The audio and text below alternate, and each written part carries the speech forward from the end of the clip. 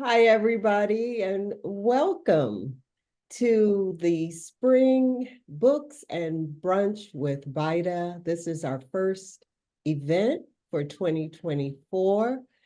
And boy, do we have something in store for you today. So let me introduce myself before I forget, because I think everybody knows me if you don't. So I'm Jana Long, the Executive Director of Black Yoga Teachers Alliance. And as always, we're so happy that you chose to spend some time with us on a Sunday afternoon.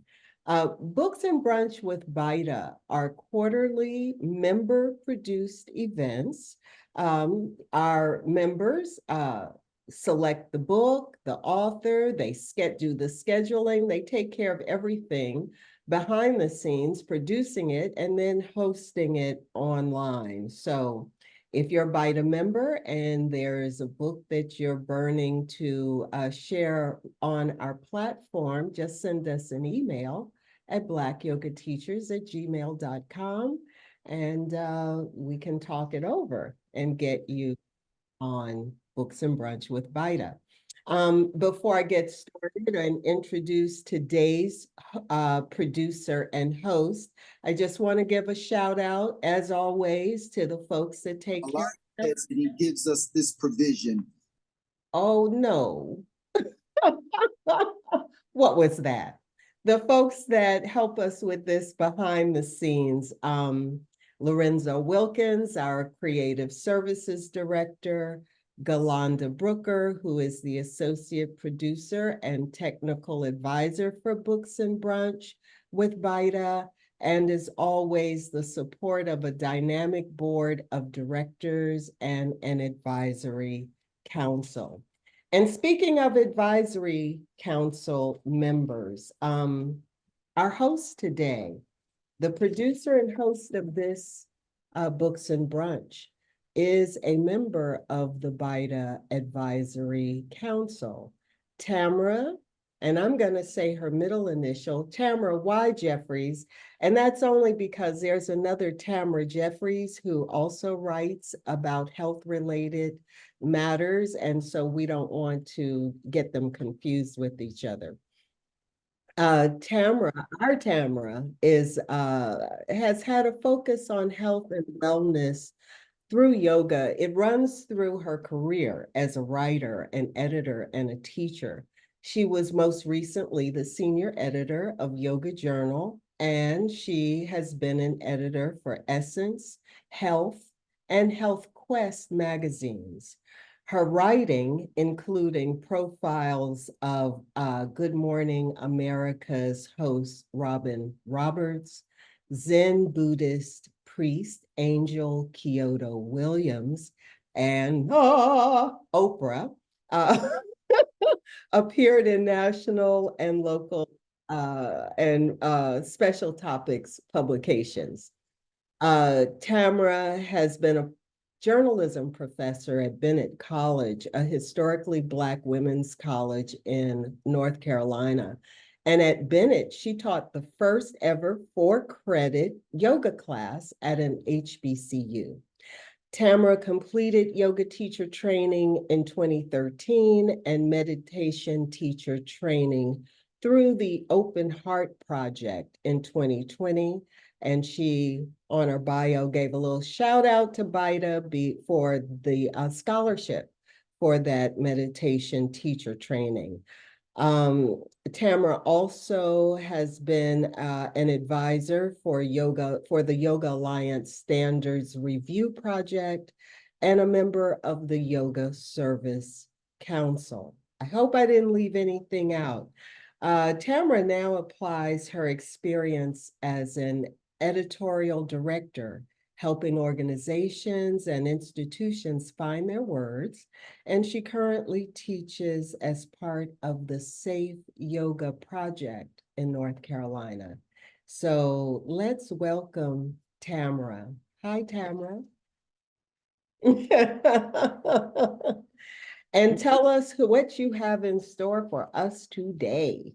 Oh, thank you so much, Jana, and the whole BYTA team for creating this platform. I think it's a really important thing for us to be able to platform the people who are out here sharing their knowledge in book form.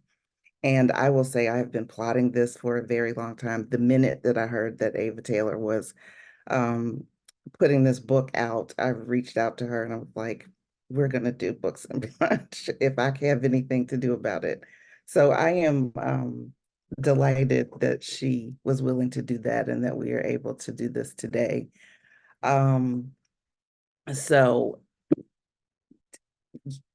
let me introduce her first and then we'll talk about the book itself. So if you don't, and I can't imagine that you don't know Ava, but let me say that she is an avid yogi and a really amazing creative entrepreneur. She's the founder of Yama Talent, and it's a business that optimizes your yoga businesses through her ability to strategically discern the strengths and opportunities of her clients, and because she understands each business owner's unique position in the market. She's a strategist for yoga business owners looking to get their businesses to the next level, which I think that's why there's so many people in this Zoom room today. It's her personal mission to bring the tools of yoga and wellness to communities of all kinds because of her dedication to the practice of yoga.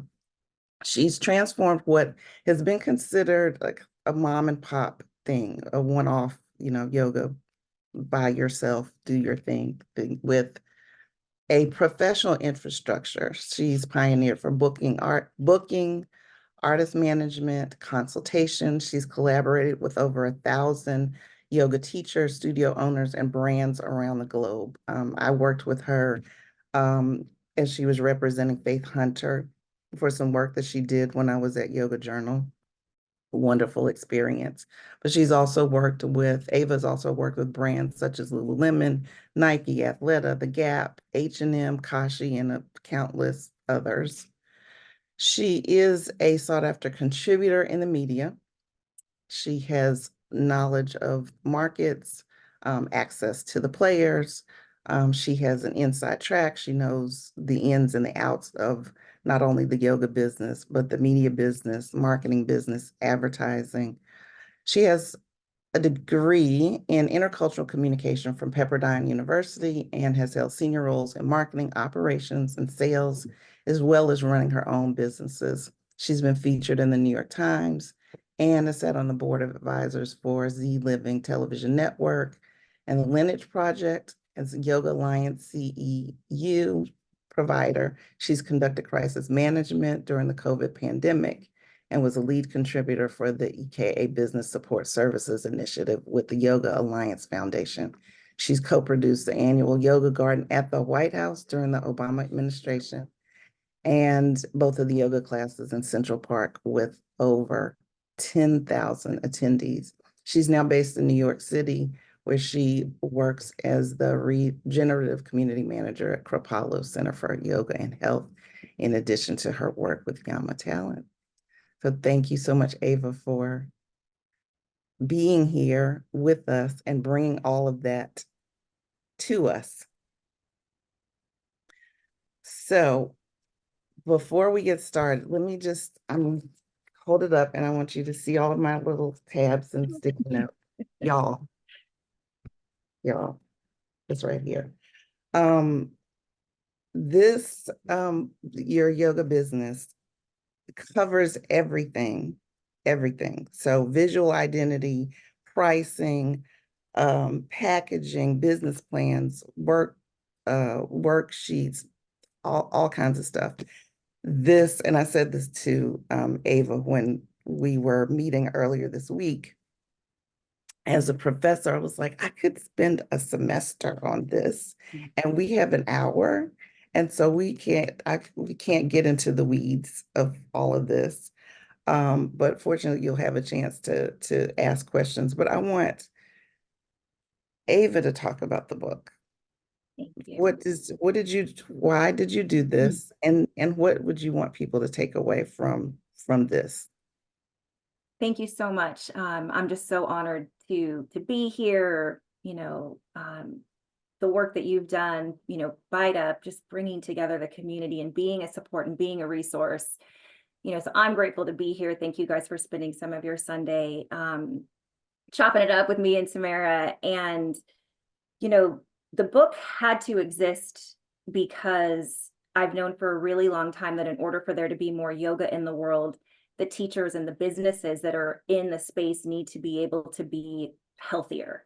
So this was sort of my original intent of starting the company back in 2010.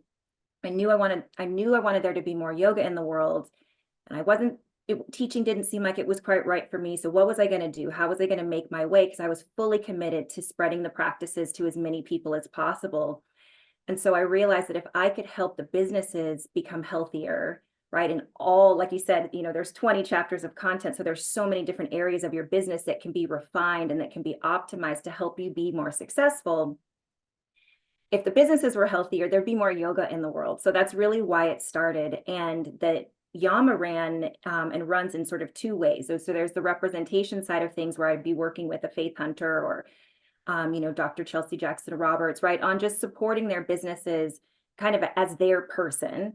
And then I also knew right away in the very early days that I wanted to create tools that were for everybody, right? So to me, as much as I love doing 10,000 students in Central Park or a big fancy ad campaign with Nike, every teacher's success really matters, right? So for me, there's no hierarchy. I don't, as much as as I celebrate my teachers out in Brooklyn that are grinding just as much as I celebrate someone who's teaching for the Obamas, right? It's all the same for me.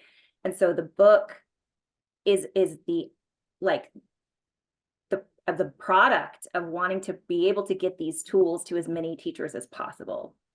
So that's sort of why the book exists. My son is beaming through, y'all. So let me fix this situation here. Are we okay, Lorenzo?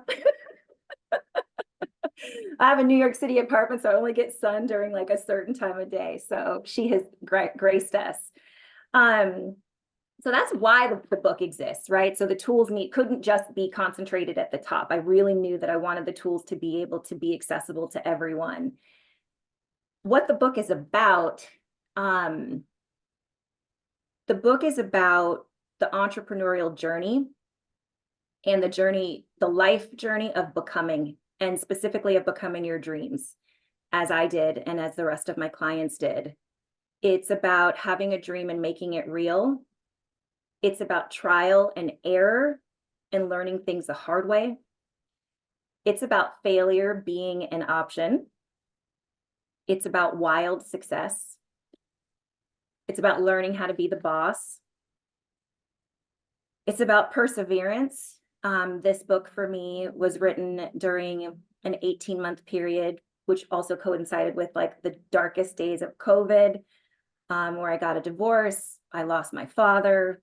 Both of my businesses went upside down. So for me, when I look at this, it's also, it's about making it to the other side. And it's about business. So 20 chapters, 45 workable, usable templates to carry you through, your entrepreneurial journey, your business journey.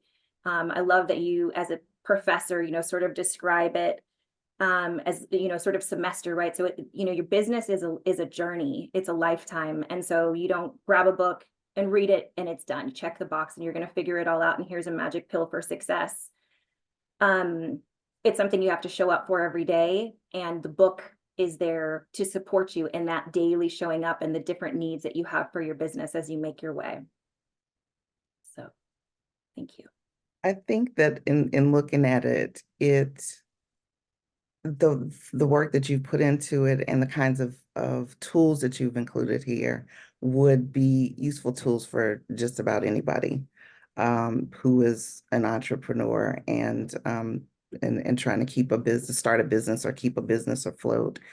So I think that it seems like something that's useful across the board. But what we know is that there's some specific things that happen in yoga world that may get in the way of us approaching business in a certain way. And I think that one of those things is a sense of, well, this is an ancient practice, you know, unlike if you were producing widgets of some sort. This is an ancient practice. It has been something that has been shared freely.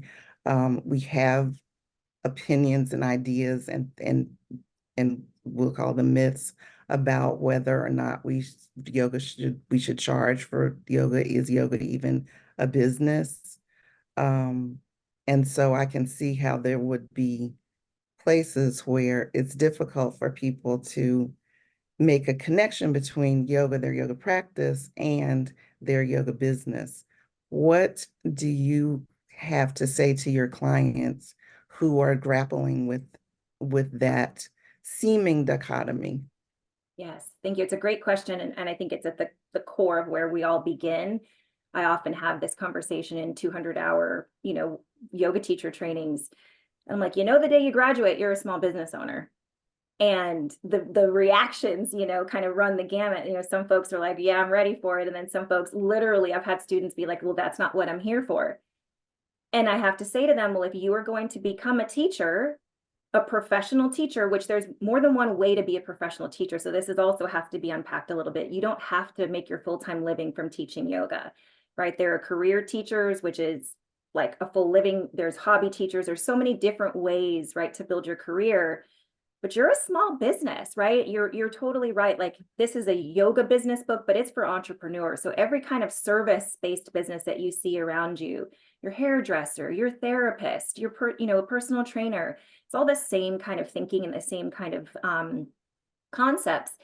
So I think there's just, in the beginning, there has to be an acknowledgement and an acceptance of what it is that you're doing, but not a lot of people are asked that question, right? Why are you here? And what are you planning to do after you graduate?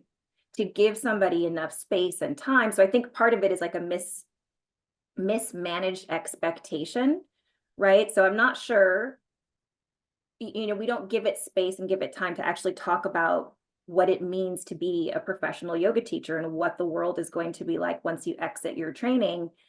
And then let alone to have a conversation about what you want out of your career, right? Which is where we pick up in the book. What is it that you dream about and how can you make that real? So I think it's about engaging in conversation. We don't often give ourselves that chance. And so you graduate, you hop out and you start trying to make your way, and you're spinning in circles and you're spinning your wheels, and it's confusing. And for a lot of teachers, it becomes very you're disenchanted, right? Because it's not what you thought it was going to be, but you had no idea what it was going to be. And that's the point. And then there are those of us who did yoga teacher training with no intention of teaching. Mm-hmm. And I think that, and me, I'm those of us, really said that I wasn't going to teach. I did it because I was enamored of yoga and wanted to learn more. And I thought that this was a way to do it. But since coming into yoga world and in the work with the BYTA blog and with the Yoga Journal, so many people love yoga and then decide to get teacher training and then decide to be teachers. It sounds like you loved yoga. I loved yoga and said, I'm not going to teach, and I'm teaching by accident. We'll talk about that. Loved yoga and said, teaching is not for me. I want to be involved in yoga in a different way. How do you recommend that people make a distinction or to discern whether or not they should actually be a yoga teacher? And then after that, what are other ways that they can be involved in yoga other than being a yoga teacher? They have to find out what it's like, right? And this is, again, right, just back to like why are you here in your teacher training program? I always encourage folks to find out from your teacher who's teaching you, what is your life like? What is your career like? Right? So we go into this thing because we've fallen in love with it, and God bless, right? Because it's creating healing in the world, but we're not asking what it is that there's no clarity around what it is that we're pursuing. And so that, I think, is like the very first thing, is just like, what are you getting yourself into? Right? So we just jump, right? It's that powerful. It is that, I mean, the gift of yoga, right? It's that powerful that you just jump, right? But then the landing, right? The landing is like, well, what is this thing that I'm going to already pursue? So like Dr.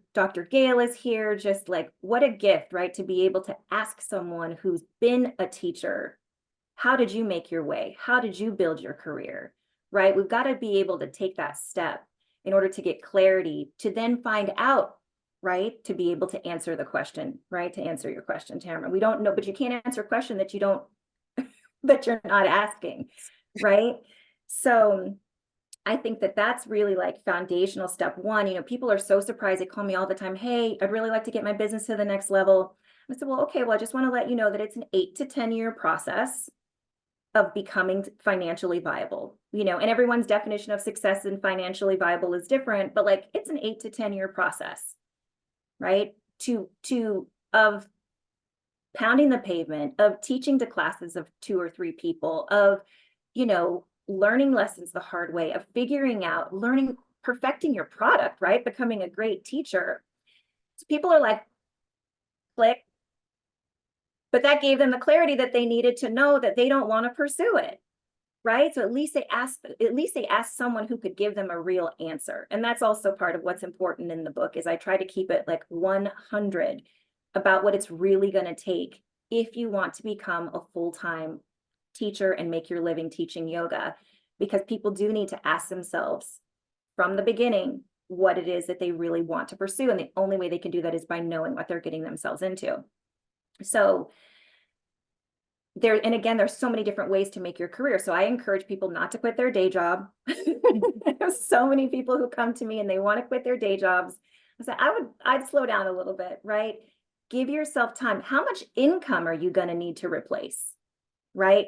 Because once we start to work that math backwards, and then we put those years, right, that it's going to take to build that income, people go, oh, well, maybe I could teach part-time.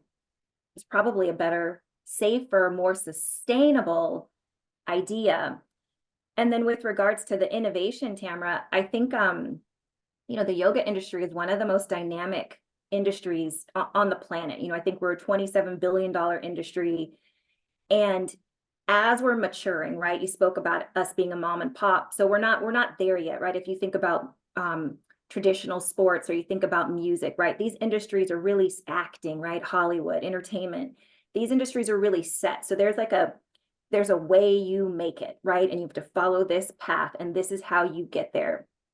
It's not that formed in our industry yet. So I love to think about it kind of like the Wild West.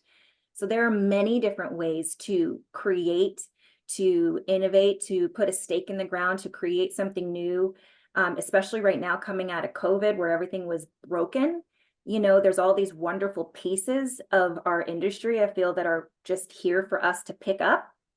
You know, who's going to be the one to pick them up and put them together. So I think that, you know, we do kind of think very narrow about how you can create a career in the yoga space, but there's so many options, and there's, you know, technology now. And again, with, you know, the sort of silver lining of COVID is everything is right now in a position to be rebuilt, reimagined, and recreated. So I think it's, you know, again, you see what's in front of you, but if you're not inquiring, right, then you're just going to kind of follow the leader, which is not a bad thing, but it can leave out the innovation, the ability to kind of do it your own way, like both of us did.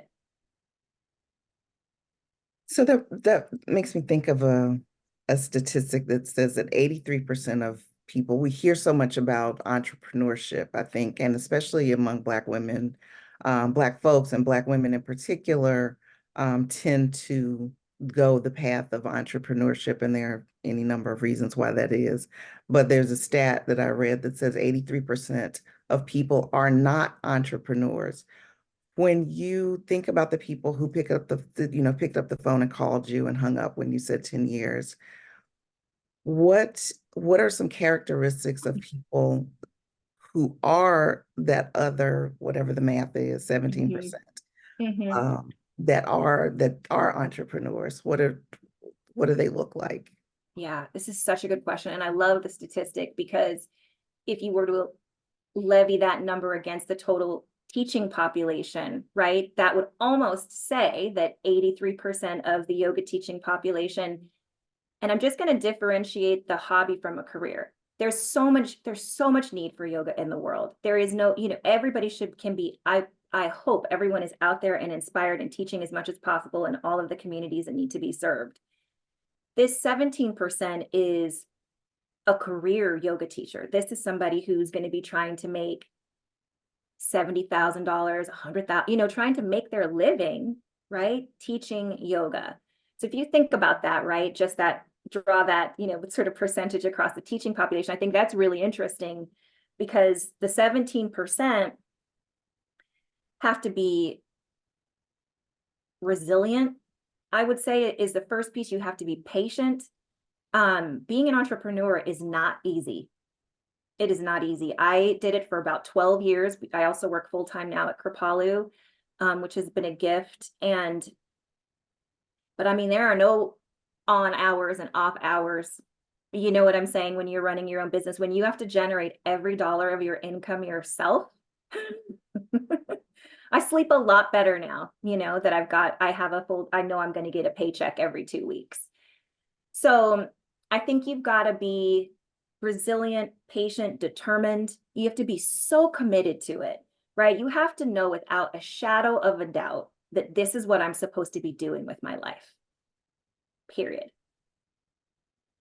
And that 17% have made it, right? The 17% that have said, I know what I'm getting myself into, and I clearly know that this is what I'm supposed to be doing, right?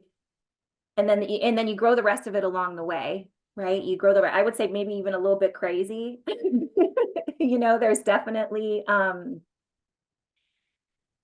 I think about where me and a lot of my peers, a lot of the notable clients that we worked with were 10 years ago, we were on a mission. There was no stopping us. There was no alternative. This is what we were doing, and we were going to do it by any means necessary. And that's what I think it takes to be that 17%. And it's really not for everybody. It's really not for everybody. And I think that that's a gift to know that. Well, it sounds like what you're saying is that of all of us who are teaching yoga, that many of us may be giving a gift to the community, but are not trying to have a yoga business, not trying to make their living off of yoga. And you see those as two different things. Do I understand that correct? Almost. They're all yoga businesses. Even a hobby teacher is still a yoga business. So if you are teaching in the community and making money, again, I truly believe it. Once you step out of graduation and start teaching publicly, that you are a yoga business. The difference is the level of your career, right? The different and the trajectory of your career. And for some reason, there's this myth almost in the yoga space that like being a full-time teacher, that's the best way or the right way to actually be a teacher. So a lot of folks define their success based on whether or not they do it full-time, where I encourage them to take care of themselves and create something that can be sustainable, which oftentimes is having a job and then running the most badass hobby business that you can. I know some people that are making $50,000, $60,000 a year on the side. You know what I mean? So it's not that you don't treat it seriously, that you don't take it, treat yourself as a professional, that you don't want to go through all the stuff in the book to run your business properly. It's a difference of what you need it to do in your life. And that I think is where most of us, well, I know where I am at. So that's where I think there's the opportunity to clarify what it is that you need your yoga business to do for you. One of the things I thought was important about the book is that you really do start with the dream and sort of a self-assessment before you get into the weeds of putting together the business plan and all of those kinds of things and goal setting. How can you talk to us about what are some of the questions that you ask people to ask themselves as they are getting ready to launch, or when they step out with their yoga teacher, with their YTT, what are the things that they need to ask themselves to figure out how they want to move into this world? Yes. I mean, it begins with purpose, dharma, your why, right? That initial inquiry. Why are you why did you go through training, right? And who is it that you want to serve, and what is it that you want to, why does your business exist, right? That purpose inquiry is always the beginning of it. Whether you've been teaching for 10 years or 20 years, if someone comes to me, we still go back to the why, because sometimes we've forgotten, sometimes the why has evolved. But that's the first piece, and being able to really articulate it makes a huge difference for folks. And again, we don't always give ourselves that space,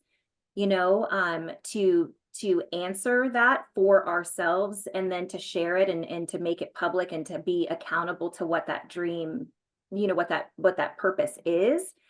So it all starts there. And then with the dreaming, again, it goes back to me believing that anything is possible in our space. And I've seen it. I have sat with teachers. We are out in Brooklyn having a glass of wine after class, and we have these crazy ideas, dreams that we actually took and brought them down and made them real. So when I'm encouraging people to dream, I really mean it. This isn't like a airy, but we're going to put in the work. So this is not just a manifest. I'm going to write it on my piece of paper and it's going to come true. I don't believe that. I believe you have to see it and say yes to it. And then you have to show up for it, right? Every single day. So it's why, it's your dreams. It's making sure that your dreams are yours. I find a lot of teachers I talk to are dreaming other people's dreams, which sounds like wild. Say right? more. So our industry can be often, and part of it is the learning process, right? So I love this Miles Davis quote. It takes a long time to learn how to play like yourself, or something along those lines. I might have messed up a few of the words, but so part of our space is based on needing to model after your teachers, right? You follow the people that have brought you in. You need to learn, you need to imitate, right? Until you can do it your own way, which is fine, I think, from a learning process. And also, I think from maybe an original or an intention, sort of a starting point of understanding how you can build your business. But sometimes people just looky-see, looky-do, and they're not actually thinking about what it is that they really want for themselves out of their life. And this is why the book, when you asked me what the book was about, I kind of gave you all these life lessons that I've learned that the book is about, because this is your life we're actually talking about. So these dreams are not separate from, because if you have to show up for it every day, right? It's your life that we're talking about. And so it's just really interesting that, folks will come and they'll just want to be like Tamara, which that works for Tamara, right? That's her dharma, that's her path, that's her way, but what's yours? And so that's where we really have to dig in. And I truly, until someone has done this work, I won't help them build towards it, because I want to be in integrity with the work that I'm doing. So I check people with their income. I help them figure out, what are they on, the 83% or the 17%? And then what is it that, again, you need your yoga to do for you, your yoga business to do for you, and what's your dream? Because once we know that, we can get there. I'm like 100% sure every yoga business can get to their next level if they will inquire what their next level actually is, right? The one that's right for them. 100% that's possible. Not everybody's going to be Beyonce. And not everybody wants to be Beyonce, but sometimes people think that they have to be.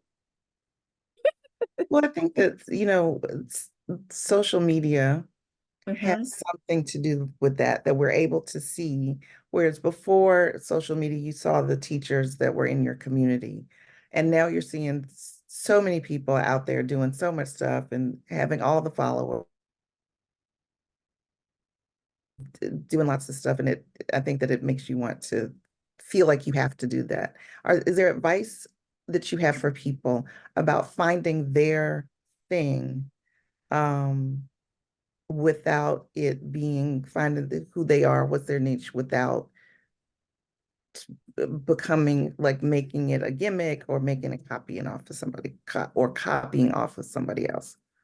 Yes, let me tag on the social that you brought up first, because there's something really interesting in that, and then we'll talk about your niche. So social, I have a saying that 100,000 followers does not make you $100,000. And most people are very surprised by that. Thank you. I'm so glad, Alondria. Thank you for laughing, because it's so true. I have plenty of clients who have 100,000 followers, and every time I post that, they text me and they go, "I wish." And I have teachers who are working in their hometowns, and I mean not like a New York City, metropolitan area, working in their hometowns with a clear business plan, good pricing, great product, and showing up for their businesses every day, that are making $100,000, and you've never heard of them. And you won't. Right? So it's a myth in the space, because social media is so public and in your face all the time. I think that it's a healthy part of your business, but it should be part of your marketing, not all of your marketing. And we chase those numbers thinking that it's going to create success, and it's not. It's a myth. It's completely false. I'm not saying that there aren't a few teachers out there but I would say 2 handfuls that are making 6 figures, that have those kinds of, oh, maybe there's a few more, because now there's more people that have 100,000 followers at this point, but it's not what you think it is. And it's certainly not worth what most of us will have to go through to try to achieve it. Right? It's not going to have the return that we think it's going to have. So there's a big myth around social. You can make your business healthy financially with 20 consistent clients who participate in your ecosystem, if you're priced properly and packaged properly. 20 that are regularly with you. As far as niching and creating a gimmick, we think about it the opposite way. So whereas for instance, maybe a music label, right, will be like, "Tamara's really great, she can sing, but like we need to give, she needs a new look, we need to give her," right, we need to create this external package. We ask you to look inside, right? So your niche, your unique way of showing up and offering your yoga in the world, is actually going to come from looking within and looking at your skill set, right? The life you had before you got bit by the yoga bug, right? What are the things that you already do and know, and the communities that you already touch and have access to, that you can then incorporate your yoga, right, into that, right? So, but it's all about going in. So for me, if you're looking externally for like the thing that you can do to become unique, you're looking the wrong way.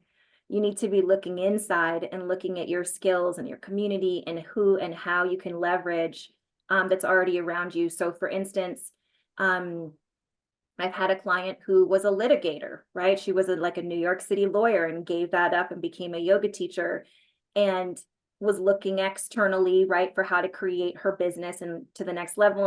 And where it's more like, well, what happens if you take the yoga back to the litigators, right? That you already know. I can't walk in there and train a bunch of litigators. I mean, maybe, but they'd much rather have it from someone who's their own. Right. And so it's sort of this like permission and okayness with the fact that you already know that. I really believe for most teachers, you already know everyone you need to make your business successful. They're around you already, but you've got to have the clarity, right? And to go through the inquiry to kind of connect the dots. So for me, the niching and the kind of differentiation, right, how you can stand out is all. You already stand out, you're just not articulating it properly. And there's money there. Love it. There's money there. Let's talk about We've got, Galanda says that there's some people who want to ask some questions, and I want to get to the questions. I want to just ask you one or two other things. When you talk, you're throwing out some big numbers for those of us who are out here teaching, a $15 a pop yoga class, and you're saying 6 figures, 5 and 6 figures. Those are big numbers. I had a conversation with my good friend Anoa, who I hope is on here today, about the audacity. And we talked about the audacity of asking for what you feel like you're worth and making a distinction between what you need to keep a roof over your head and what you are worth, and how that plays with the audacity to ask for what you're worth. And we played with the definition of audacity because we use it a lot of times. It's like, oh, who does she think she is? Definition, the I'm so dictionary. glad you're reading it because I was getting ready to side. I gotta know exactly what this means. Okay, thank you. Definition is a willingness to take bold risks. And so when we're going out to do a business and there's money involved, how do we develop the audacity, the confidence in what we're doing to ask for what we are worth? And how do we know what we're worth? Can you read the definition one more time? The definition is a willingness to take bold risks. Okay. So it shouldn't be audacious to ask for what you're worth being paid. That's the first part. It's That's what Noah audacious. said that you were going to Yeah, it's audacious to say that you're going to become that 17% of teachers that are gonna, right? That's the bold risk. That's the bold risk. And so I think that, and that this gets convoluted in our space because we are all infinitely valuable, right? There is no price, right? What is my time really worth? Right? How do you know what you're worth? That question can be problematic because if you don't have a realistic concept of how the business is working, right? So we all should be getting paid $1,000 an hour, right? Or $10,000 an hour, right? Beyonce can get it, why can't we? So it's like, so that sense of self-worth, I think for some people, it distorts the reality of pricing, right? The reality of pricing. So on one end, there's folks that are never going to get paid enough. And then on the other end, there's folks that just don't know enough about the business structure to know what's appropriate, right? So then, and then it all gets lumped into being audacious, right? So each community has a sort of range, a high end and a low end of pricing. So when I'm trying to figure out what's appropriate for a teacher, and we do need to almost get it to like, what is an hour of your time worth, right? Certain communities, it starts at one place and it goes to another place. So it can go up to like $300, $400, $500 here in New York City, right? There are teachers that are charging that for an hour's worth of their time. So there's this range of pricing that's appropriate. Most people don't know what that range is, so they have no idea. So it's almost like you're being audacious about something that you don't know about, right? So if you knew, okay, great, well, in my community, I can charge between $300 and $0 to $300, right, for an hour. That's not audacious. That's actually what's happening around me, right? So if you understand sort of the boundaries, right, of what's happening with the pricing, then Tamara can go, okay, well, what's an hour of my time worth? Because I have other things to do, right? I could be writing an article, I could be meeting with a potential, I could be producing something. So I could be with my daughter, right? You've got these things that you have to understand are lost, right? When you say yes to something, there's an opportunity cost, right? With your time, something that's lost if you say yes to something. So maybe Tamara's time is worth $150 an hour. Now, if it's audacious for you, once you go through all that work to explore what's possible in your market, and then what's right for Tamara within that range, right? Now you're audacious. Then I can see if you maybe want to call it audacious. If you know what's possible, and then you know what your time is worth by asking yourself those questions, then I can see it. And then what I would say in that instance is to just go for it. To just go for it, because you never know what you can get unless you ask. And I will tell you guys, you got to do that work, right? Because I can get a $5,000 paycheck for a teacher for teaching one class if I ask for it. If I don't go in to do that work and look at this company and where does this company fit in the industry, and then what are the other opportunities that the teacher has, right? If I don't go through that process before giving that rate, I could also get $500 for that class. And I'm not kidding you. I have contracts on my desk right now at the same hour, and you only get the 5,000 because you asked for it.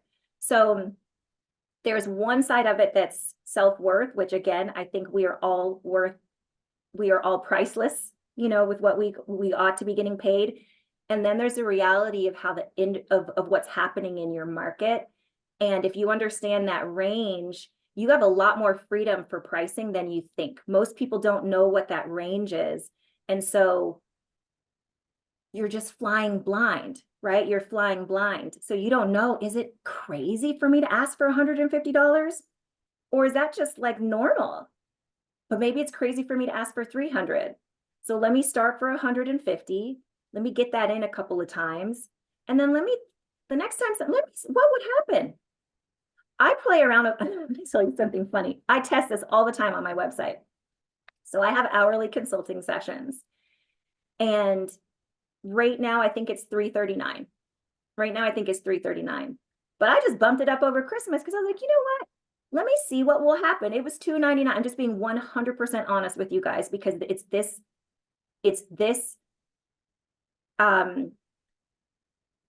this much possibility, right, for all of us. So it was $299 at Christmas, and I was like, you know what? I don't want to start the new year with the same old price point. Let me see what happens if I bump it up to $339. Same product, same me. And guess what? Nobody batted an eye. Right? So it's this testing and learning and this trial and error. But the worst thing that can happen is they say no. And guess what? You get to negotiate at that point, right? If the person can't do 150 an hour, then maybe you can say, okay, well, what about 125?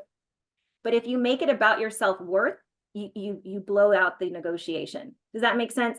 So I've had people beautifully, mistakenly wrap their self-worth into what is just a common negotiation, right? So Tamara says, I say, Tamara, I got a gig. I need you for an hour. What's your rate? She says 300. I come back and I say, I only have 250. If Tamara goes, well, you should know what I'm worth. Right? It can get distorted. That self-confidence or self-love, right? Or self-worth, it can be problematic because sometimes it's just business. Sometimes it's just negotiating. And sometimes that $250 is a great gig, right? If we let it be what it is. And if we ask for the higher rate I could go all day on negotiating. Oh my God. I pause.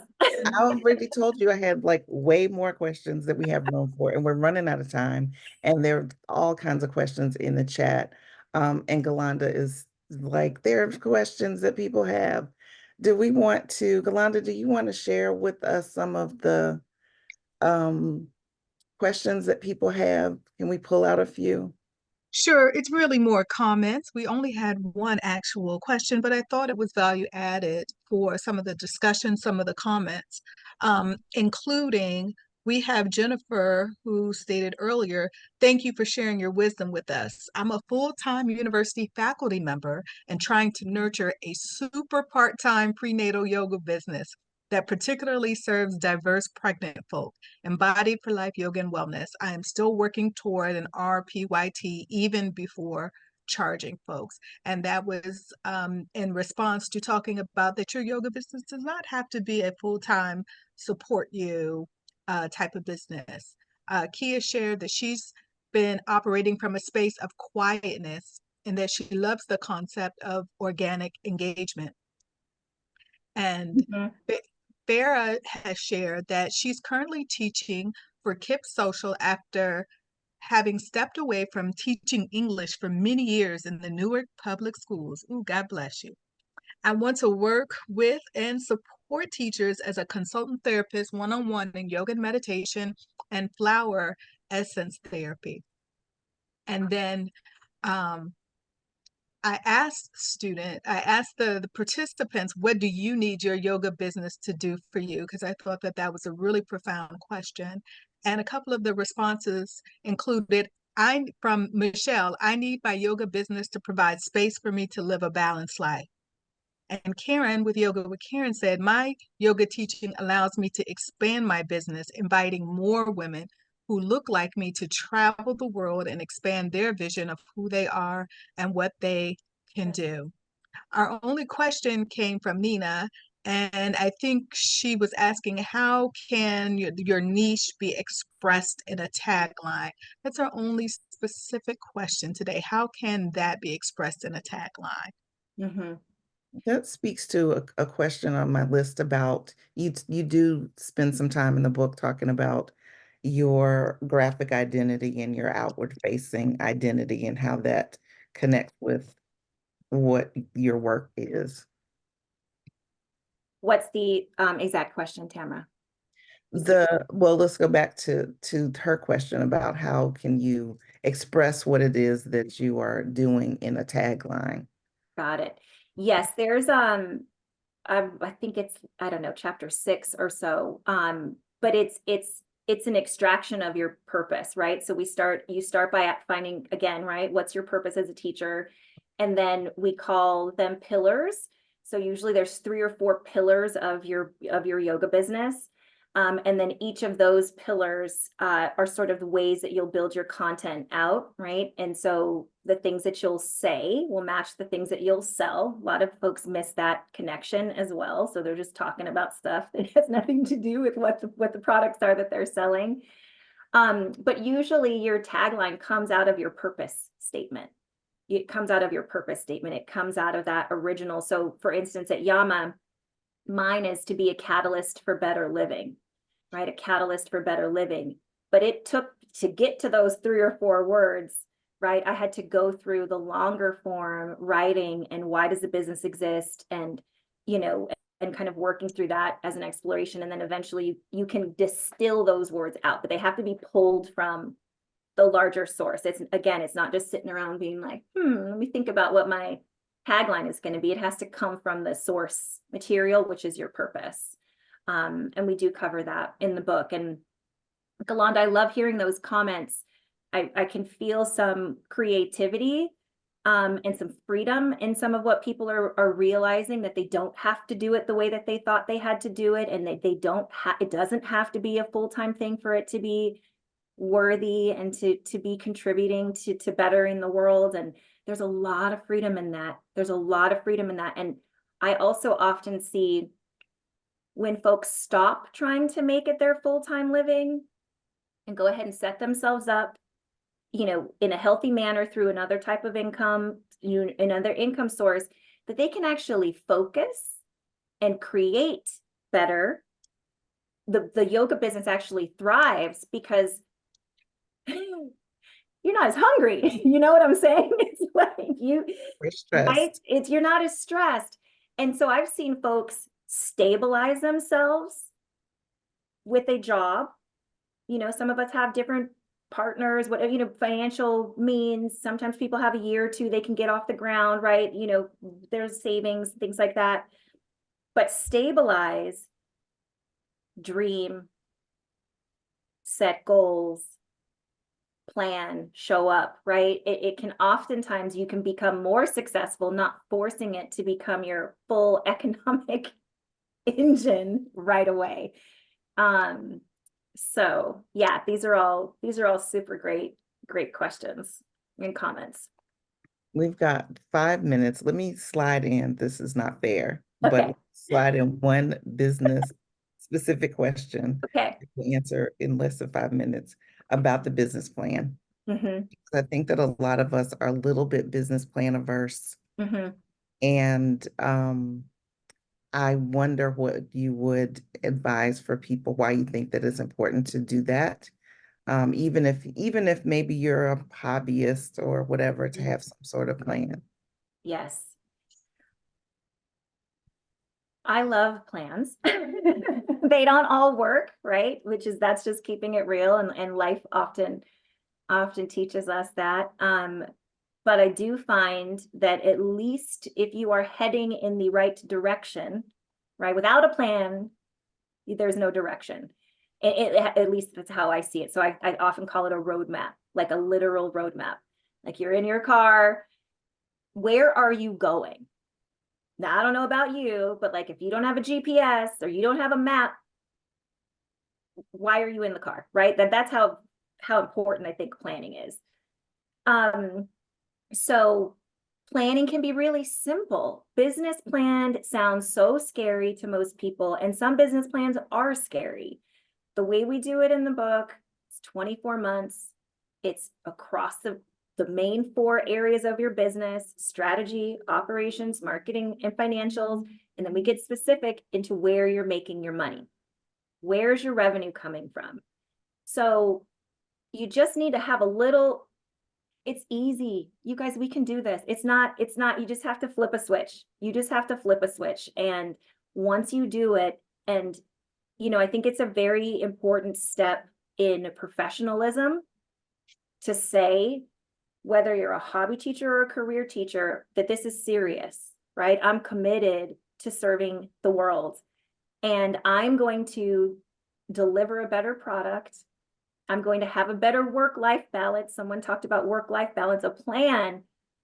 You don't want to be spilling out on the edges, and your time needs to be on point, and you've got a family and you've got things you want to do.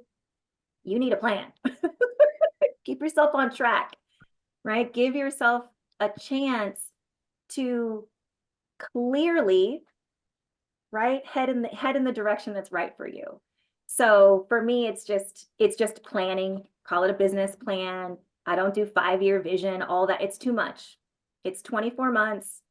It's far enough. It might be 24 months of a larger dream, right? But we're only breaking it down 24 months at a time. So it's just part of it. It's just part of it, and I think that there's lots of areas of our lives where if we sat down and thought about where we really wanted to go, what we really wanted, and said, yes, I commit to this, and build yourself a plan to get there, right? Because it's not just business, it's life. But don't be scared. Don't be scared. It's not just business, it's life. The book we're talking about is Your Yoga Business. We have spent this wonderful hour with Ava Taylor. Thank you so much, Ava, for this. Thank you, BYTA and all the BYTA folks, for all of you for being here, for the team at BYTA for being behind the scenes to put this together. Grateful for this opportunity. And I'm going to turn it over for the last minute. I think Jana might have some last things to say. Jana has nothing to say except thank you so much. This has been wonderful. I hope everybody has some good takeaways for moving forward now, that with more clarity around yoga as a business, the business of yoga, however you want to put it, that we have some clarity and we feel that we can move forward. And what's more important is share this powerful practice with others. We have a lot in our hands, and however we share it, don't always think you have to monetize it and make it so transactional. But when you do, go for it.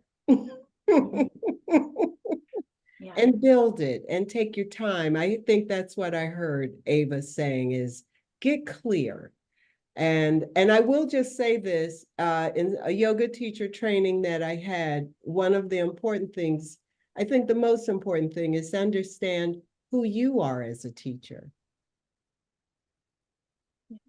That's all I got. Thank you. Thank you all, and I look forward to seeing you at the next Books and Brunch. Keep an eye on the website and social media to find out when the next one. Please join. If you're not already a member, please get all your yoga friends to join. And we'll see you next time. Have a wonderful rest of your Sunday.